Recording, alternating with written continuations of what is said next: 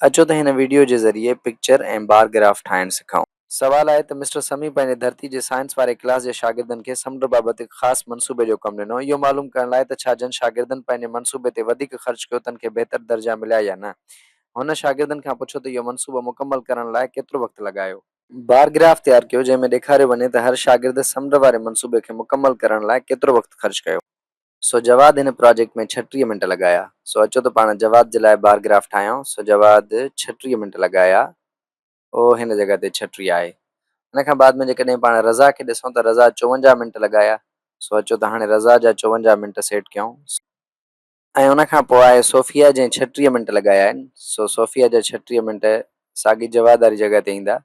ऐं उन खां बाद में आहे सलमान 30 मिंट लॻाया। सो 30 मिंट हिन जॻह ते आहिनि। ऐं उन खां बाद में किरण आहे। किरण 12 मिंट लॻाया आहिनि। सो 12 मिंट हिन जॻह ते ईंदा। सो ही बार ग्राफ पंहिंजो तयारु आहे। अचो त चेक कयूं। सो ही बार ग्राफ पंहिंजो दुरुस्त आहे। अचो त हिन सिलसिले में हिकिड़ो दिलचस्प सवाल हल कयूं। ख़मीस जे ॾींहुं ज़ोया डायनासोर आर्केस्ट्रा जो म्यूज़िक ॿुधण वई। आर्केस्ट्रा उन्हनि खे चइबो आहे जेके म्यूज़िक ॿुधाइनि। आर्केस्ट्रा में मौजूदु डायनासोर जे क़िस्मनि जो बार ग्राफ ठाहिणो आहे। सो 42 स्टेगोसोरसिस आहिनि। सो अचो त हिनखे 42 ठाहियूं। सो स्टेगोसोरसिस खे 42 ते खणी वेंदासीं। ही 42 थी विया। इन खां बाद में रेप्टर 63 आहिनि। सो ही 63 थी विया। 35 ट्राइसेराटॉप्स आहिनि। सो ही 35 थी विया। ऐं 49 टायरेनोसोरसिस आहिनि। सो अचो त 49 हिन ते कयूं टायरेनोसोरसिस खे।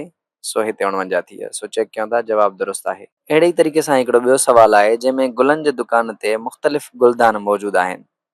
हर हिकु मौक़े जे लाइ अलॻि अलॻि गुलदान मौजूदु आहिनि ऐं हर गुलदान में गुलनि जो तादादु मुख़्तलिफ़ आहे। सो हिते हिकिड़ो पिक्चर ग्राफ ठाहिणो आहे। हर पिक्चर जो को न को मतिलबु हूंदो आहे। जीअं हिते ही पिक्चर आहे इन जो मतिलबु आहे 3 गुल।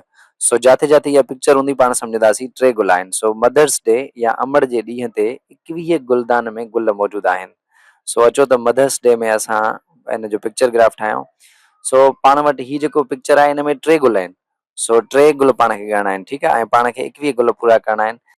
सो 1 trick trick 2 trick 6 3 trick 9 4 trick 12 5 trick 15 6 trick 18 7 trick 21। सो 21 गुल अची विया। सो अहिड़े तरीक़े सां अमड़िन जे ॾींहं जे गुलदान जो पिक्चर ग्राफ ठही वियो। छाकाणि त हिते हर गुल 3 गुलनि खे ज़ाहिर करे पियो। सो 7 गुल रखियासीं। इन जो मतिलबु त इहे 21 गुल थी विया। अमड़िन जे ॾींहं खां पोइ जेको ॿियो पाण वटि मौक़ो आहे उहो आहे एनिवर्सरी। एनिवर्सरी चइबो आहे कंहिं बि वाक़े खे साल पूरो थियणु। सो हिन में 27 गुल आहिनि। सो हिते 1 trick trick 2 trick 6 3 trick 9 4 trick 12 5 trick 15 6 trick 18 7 trick 21 8 trick 24 9 trick 27। सो ही जेके आहिनि 27 गुल थी वेंदा।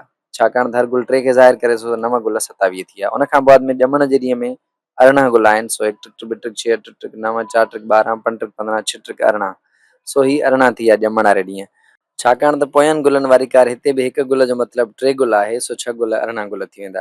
इन खां पोइ मुबारकनि वारे ॾींहं में 12 गुल आहिनि। सो ही 3 6 9 12।